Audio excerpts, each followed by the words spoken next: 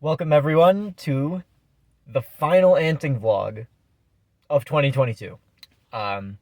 This is, it's November now. I think it's the 5th, 6th, the 6th of November. And I'm still going anting. And that is the good thing about being here in Arizona is that it does get a little chilly here in the winter, but not too bad. And so I think that this probably will be the last weekend that I'm really able to go anting. The Phoenix area will be okay, but the diversity here isn't that amazing. Not enough to make a vlog on, at least. But if you're seeing this, it means I was successful. And I'm going down to Pina Blanca Lake for the last time this year.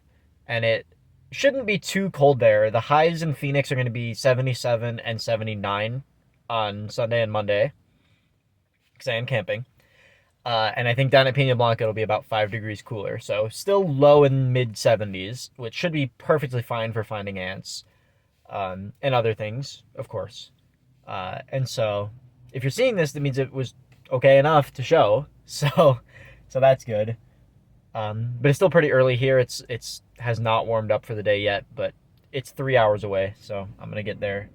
And hopefully it'll be warm enough by the time I get there. It'll be probably a little before 1 p.m. that I get there. And then I'll have a couple hours to search, and it should be all good. So I'll guess I'll see you guys when I get there, if you haven't skipped away from the intro already. But yeah. We are pretty much here. You can definitely tell that it's winter. All of the grass and everything has died, but it's still pretty warm. It might drop a couple more degrees near the lake, but that is not too bad at all. It's actually warmer than I was expecting. Roll up my windows so you can actually hear me. But yeah, just driving in now, and so far everything is looking pretty good. So yeah, cool. Well, this is pretty excellent. It is 75 degrees at about 1 p.m. It's a little before 1. And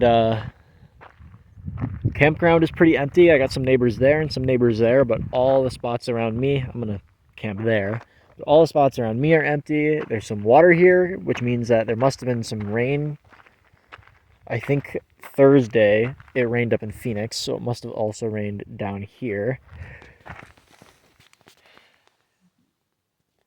Is a Polistes.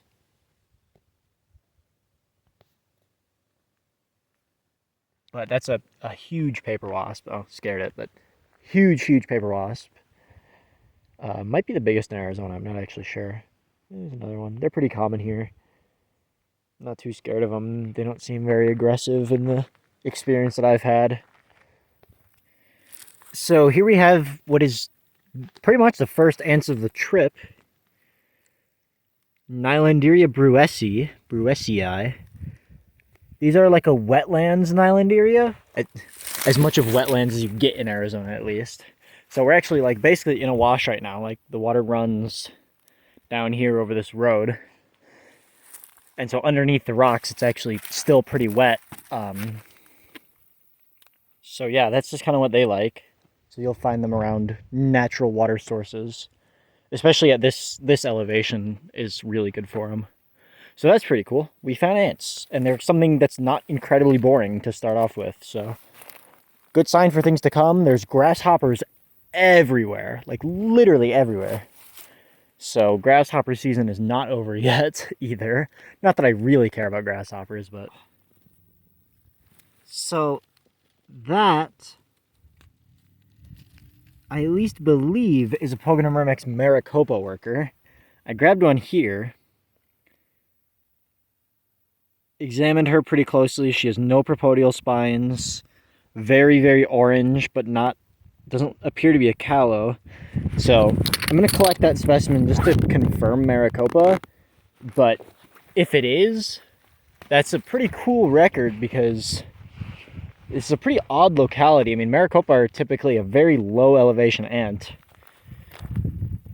And while we're not necessarily at high elevation, I would consider it to be unexpected as a locality for them. And there's actually quite a few workers running around. So that'll be interesting. I'll take that home, and I guess you guys will know what it is. But I'm pretty confident as a field ID that is maricopa, which, like I said, very interesting. So it's kind of a cool find. So I have found a small vernal pool here, and I don't know if you can see, but and the water's a little nasty, but I am seeing absolutely tons of diving beetles in here. And this is the little section. There's more down there. So I'm gonna just start scooping pretty much and see what I end up catching. So yeah. So very first catch here is a Thermonectus nigrofasciatus, or a mottled diving beetle. They're pretty cool. They're a bit gold. They've got a nice band on them. They're fairly large and a bit uncommon too. So pretty solid start. So this is pretty crazy. Not only is there way more water than I thought. That's the pool that I was looking at originally. There's tons of this stuff. But this pool here, and I'd imagine that big one over there too, has fish in it. I was not at all expecting to be finding fish. I don't know if they're pretty good at getting away, but down in there's just a bunch of fish. But yeah, looks like I'm going to be spending the next little while just scanning these pools for cool aquatic life. So of course we also have sunburst diving beetles. 2 of them right now. Probably many more in this pond. Not at all surprised to see them, but very happy about it because they're really cool. And then also in my net I have what I believe to be a Thermonectus species that I've never found before. And I don't know the name of them, but I saw on iNaturalist that there was... Oh, there's one in the water. Oh. Damn it. He won't come out. So I'm going to be collecting those, but yeah, there's tons of them in here. Wow. So I remember seeing that there was a Thermonectus species down here that I've never seen before. And I'm pretty sure that I'm finding them. I've got 3 in my net here, and I've seen at least 2 more, so that's awesome. Look who I found hiding in the plants. That's a little better. Now, there's actually a pretty small Lethocerus. So it's probably a male, just based on that alone. It's also very dark, which is kind of cool. I like it.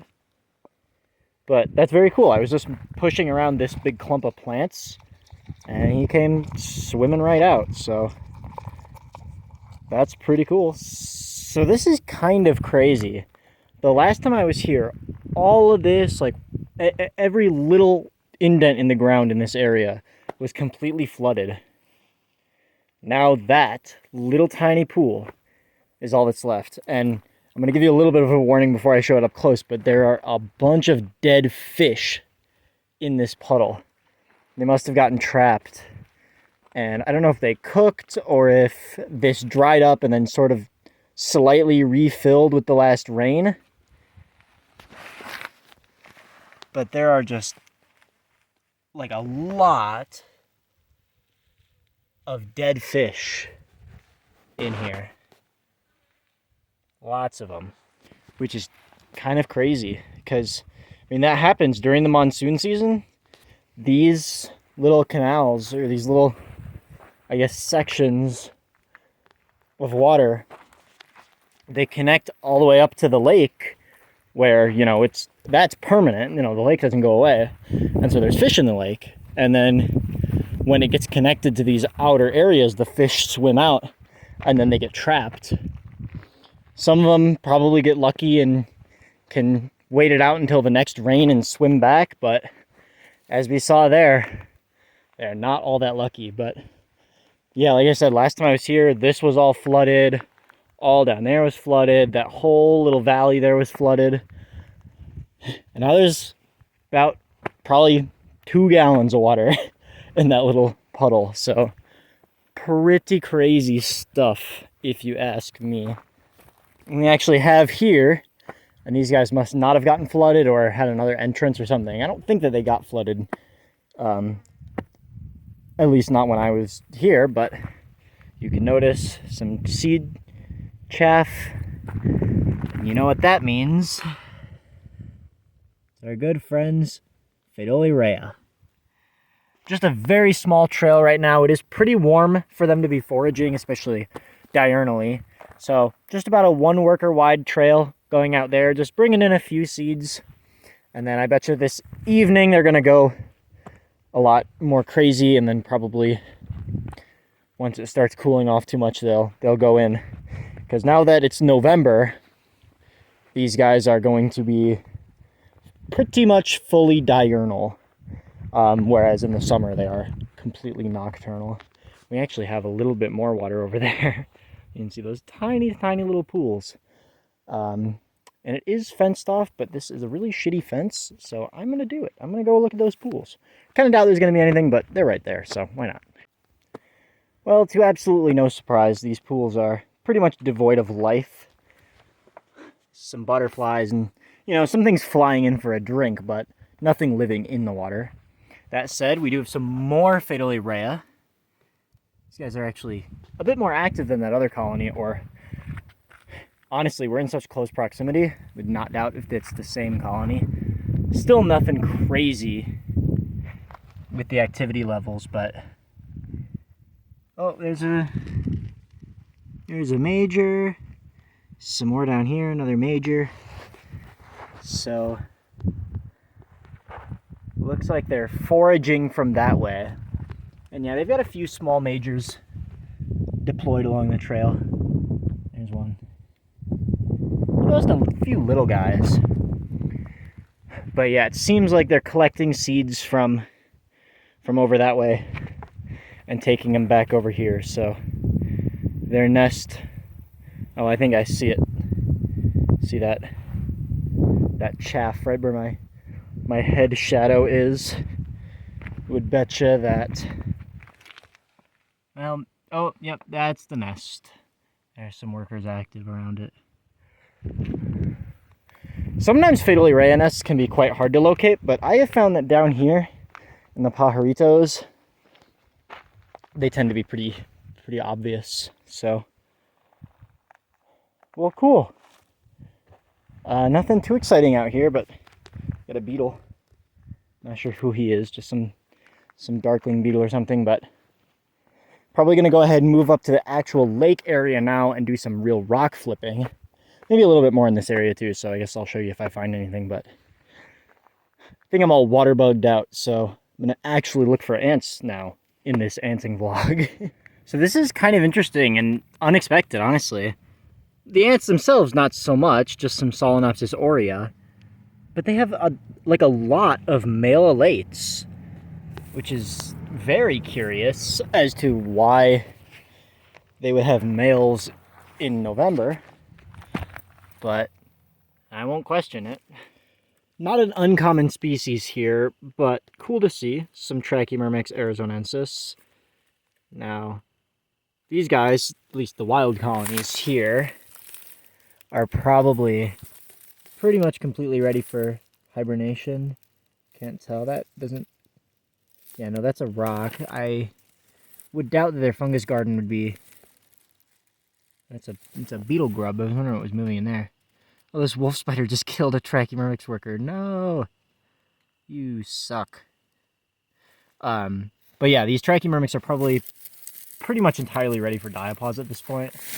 But they've shrunk down their fungus garden to basically nothing. Oh, there's a beetle in my car. What the heck? What are you? Hang on. Get this beetle out of my car. I guess this is what I get for leaving my windows open. It's a cool beetle, too. Look at this guy. What the heck?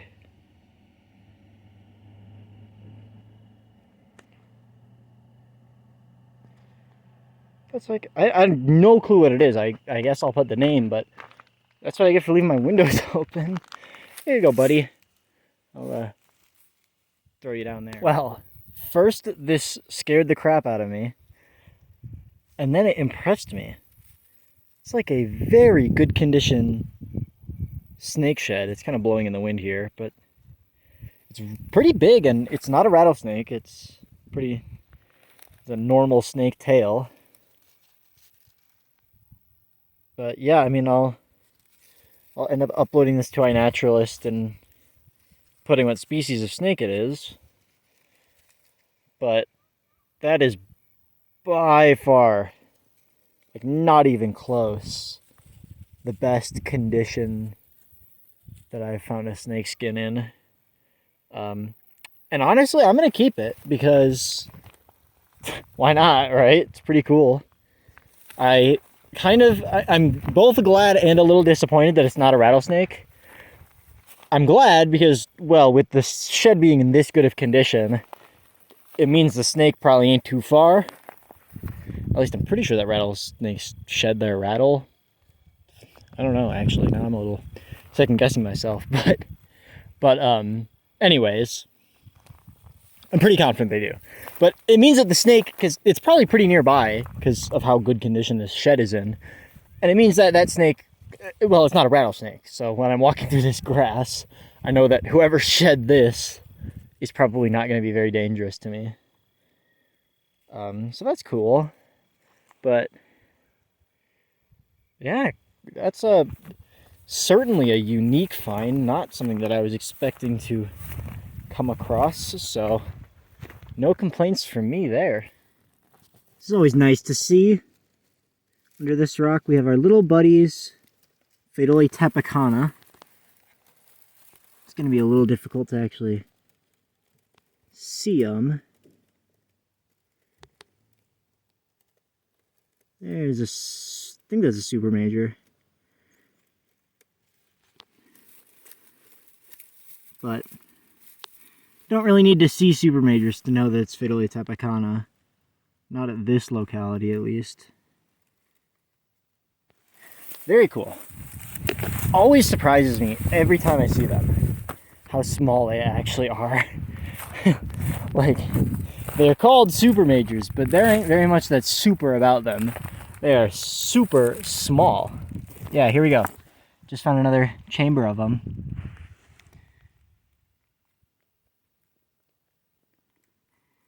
And they are cool, but they are tiny.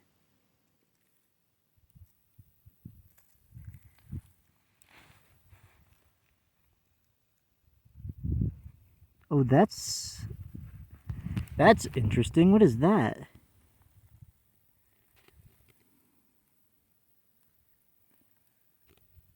Oh, I might have to collect that. Because that does not look like a Pheidole worker. What the heck? Is that like... Hang on, let me collect that before it gets away. So I'm going to be completely transparent and say that it is entirely possible that those are just regular thief ants. However, based on, thief ants usually just act by being undetected from their small size. Although this one Pheidole is possibly attacking it. Hard to tell. Whatever's going on here, and oh, that one just picked it up and it's carrying it, but it's not like aggressive. At least it doesn't seem aggressive, and the Solenopsis worker isn't fighting back. I'm saying Solenopsis. I'm not entirely sure, although it absolutely looks like Solenopsis. Yeah, there's a worker. Oh my gosh, let me see if I can get this to focus.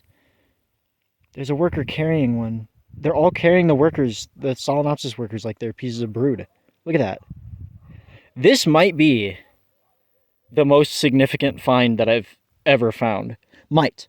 I'm not going to say that it is, but it is very possible that this is a Pheidole tepicana inquiline Solenopsis, which would be insane, because that's unheard of. You probably will not have the answer by the time this is uploaded, because I'd like to get this uploaded sooner than later. And here's the answer. I thought that I wasn't going to have this figured out by the time that I sat down and edited this video, but here it is. I actually hit the nail on the head in the field with what this was.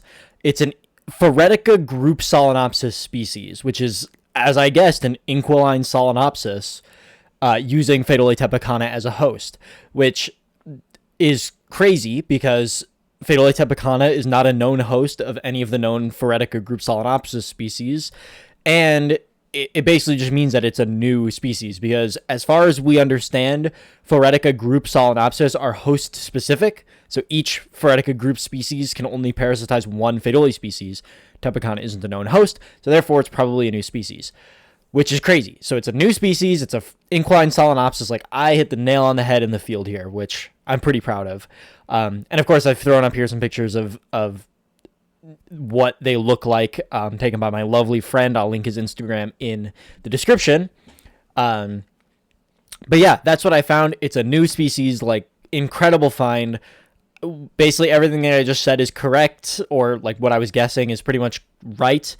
I'm going to get these imaged properly by Arizona State University, and I'm going to make a separate video on a little bit more about them and how I discovered them and all that fun stuff. So expect that probably before the end of the year. But anyways, let's get back to the regular video. I'm done rambling over this.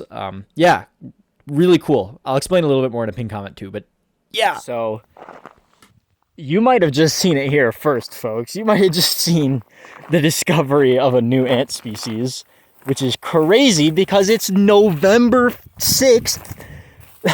Who would have thought? Wow. Okay, well, I really hope that that's as good as I'm thinking it is, because, I mean, either way, it's a pretty cool find, seeing what appears to be Solenopsis workers in a Pheidole colony, and they're not, you know, being aggressive towards each other, but either way, I am gonna have to figure out what that is. That's like a little bit shaking right now from finding that. That's, wow, crazy. So this is a story that's just about as old as time. Novomessor feeding on roadkill on this road, because this is a big border patrol up and down road, and people go down there too. Like, that's not, you know, it's not off limits down there or anything. But basically there's a surprising amount of car traffic on this road, and as such, well, and it's pretty good for wildlife, with it being pretty natural on both sides. So that means that there's a lot of roadkill, and the Novomessor always take advantage of that. In that case, it's just a grasshopper, but like this summer when we were here, there was tons of toads splattered on this road. There will sometimes be snakes, sometimes mice, and the Novomessor get it every time. So this is quite the sight. A leg, bone, skeleton, and a shoe. There's actually some more bones up there. I'm joking, of course. This has a hoof. It's not a person foot, but I'd be lying if I said it didn't cross my mind for a split second there.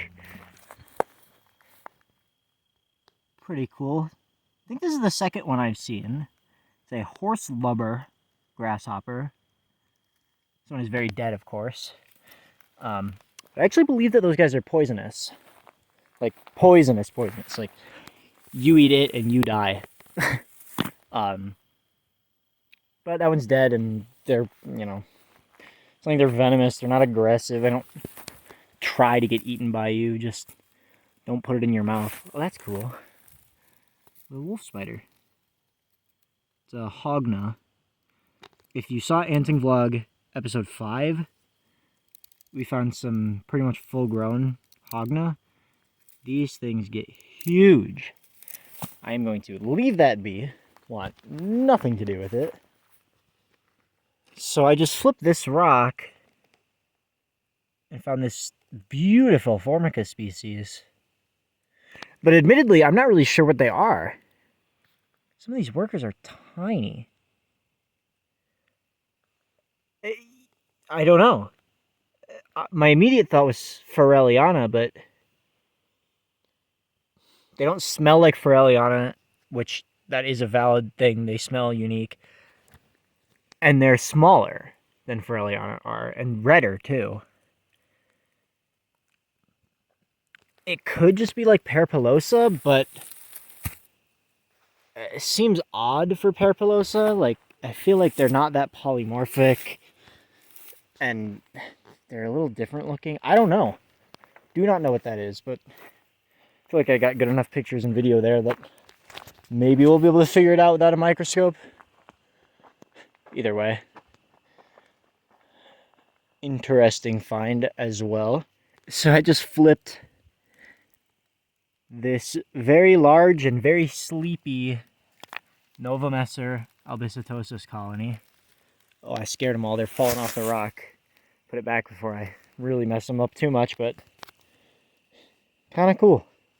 Don't normally see Novomessor that under rocks. Like, you'll see them under rocks, but usually just a small chamber with, you know, a couple dozen, maybe a little over 100 pupae, stuff like that. But that was a lot.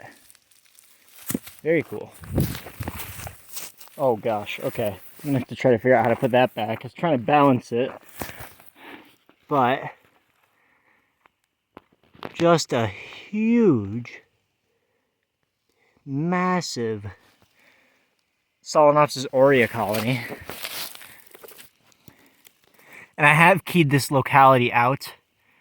They are aurea, they're just orange instead of gold. Don't really know why. But wow, I'm almost a little surprised I'm not seeing a queen or multiple at the surface here, but wow, that is definitely a Solenopsis colony, if I've ever seen one. Wow. This rock is just crawling with them. That's incredible. Even if they're not all that impressive ants, big colonies of anything is impressive. Okay, so this is simultaneously really cool and really, really lame. Oh, my arm is covered in fire ants, so that's great. I'll have to explain this while getting fire ants off of me. But this bug right here, and I'll put up a high quality picture of it, but this bug was only found alive again, and imaged alive for the first time ever this year by my friend. And I was with them, of course, but I didn't pay attention to it because I'm like, wow, look at this stupid little bug. But he decided to take a nice macro picture of it, which is what I showed you. Excuse me while I try to get these Solenopsis workers off me. He decided to take a picture of it, put it on iNaturalist, and it turns out that it was the first time that that species had been found since 1925. Found and documented, at least. People had probably seen them and just not given a crap. But yeah. They seem to be not all that rare down here. This is now, I think, the third time that we've found them, but still just cool that this little unassuming bug was, like, basically thought to be, like, I don't know if they were necessarily considered extinct. I don't think so, but it's just a really cool find. I'm going to need both hands to flip this rock. And I got all the Solenopsis workers off me, so I'm going to shut up and guess you'll know if I find anything cool under this or not if I show you.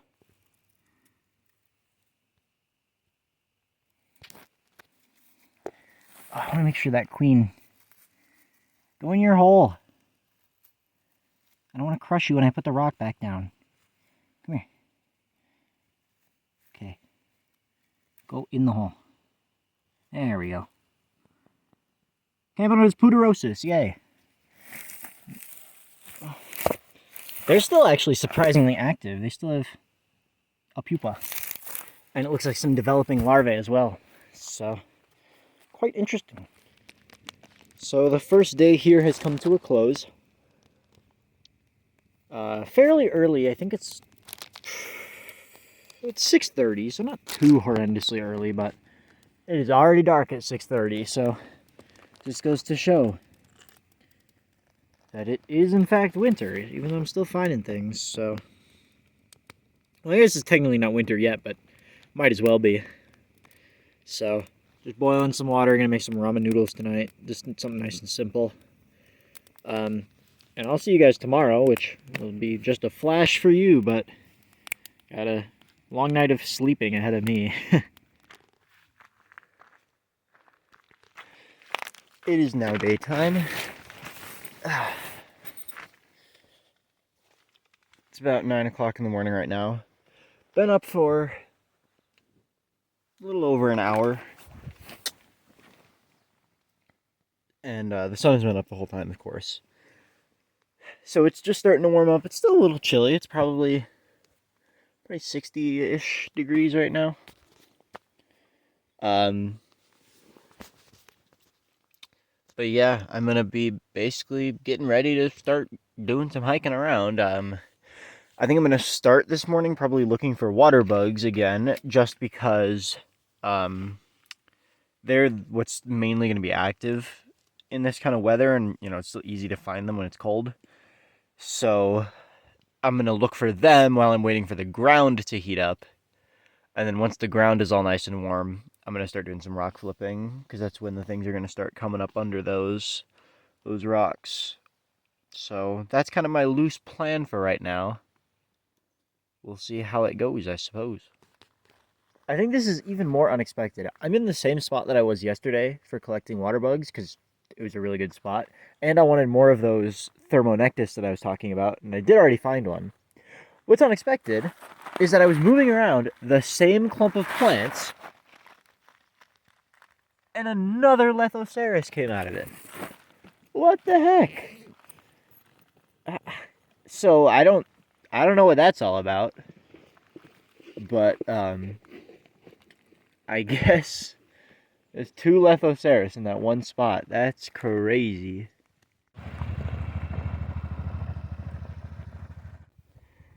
Found myself a cute little vantage point up here. Nothing too crazy, but you can see this nice rock formation. That one. I believe the campground is behind that mountain. And then way in the distance there, you can actually see Mount Wrightson, which is the high point of the Santa Rita Mountains, aka the mountain range that Madera Canyon is in. Which is pretty cool. Like, we really aren't, all things considered, that far from Madera Canyon. I mean, it's back there for sure, but only about less than an hour drive. I think it's like 45 or 50 minutes from here to there, which is pretty cool. So yeah, just out here we saw, down there you can see a Border Patrol guy getting on an ATV. The zoom on my phone camera is really bad, but that little blob is him. But I think I put up a clip. Looks like they caught some people. I don't want to draw too many conclusions because it's possible that I'm wrong, but that's definitely what it looked like, which is kind of crazy because definitely the first time I've seen that. But looks like we got a sycamore tree there, which is honestly a little surprising because those sycamore trees only exist near water, and while this is a pretty substantial wash right here, I've never personally seen it flowing, and I thought sycamore trees would need more water than that, but maybe not. There's actually another one back there. Barely see it, but sycamore trees, yeah, they only grow near water, and they're also pretty much, like, I want to say the only, or one of the only trees out here that actually changes, or where the leaves change color with the seasons. Most of the trees that you see here now, with all the green, are oak. Madrean oak or Arizona silver oak, one of those. But yeah, got some people doing stuff down there. Looks like they've got a tent set up, so I think you can camp out here. Because I think that there's 2 people down there too that are doing the same thing. But yeah, this place is pretty cool. Just figured I'd show you guys this pretty decent view. I wish it was greener. If I was here in, July and August, all this dead grass would be super green. Look really pretty, but I'll take what I can get. This is kind of an interesting find. It's a red-spotted toad under a rock. think it's alive, yeah. Dude seems pretty fine. Maybe a bit cold. Oh yeah, he's sleeping. He's barely opening those eyes. But that's pretty cool because, well, those guys are like absurdly common during monsoon season. Like, they're by far the most common toad in Arizona. When it rains, they are all over the road and stuff. But outside of monsoon season, you don't really see them, so kind of cool to find one just sleeping under that rock. Yeah. So I think that is going to be where I call it today. Didn't take too much time today. I mean, it's only like 11:30. I just can't really think of anything else to do here, and I'm tired. So I'm probably just gonna pack up and go. It's a 3-hour drive back home, and I'd rather get home sooner than later. But it wasn't too bad. We found some cool stuff.